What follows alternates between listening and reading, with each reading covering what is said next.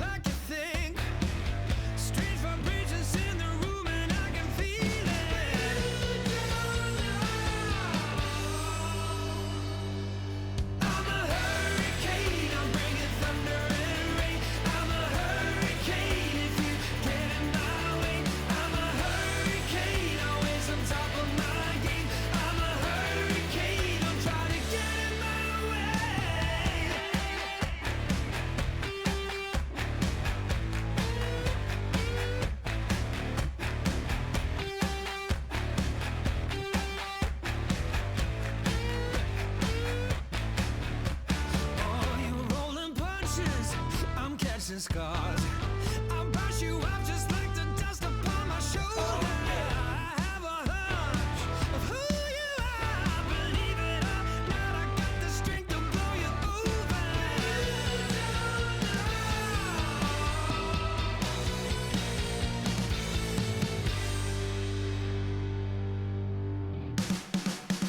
I'm a hurricane, I'm bringing thunder and rain.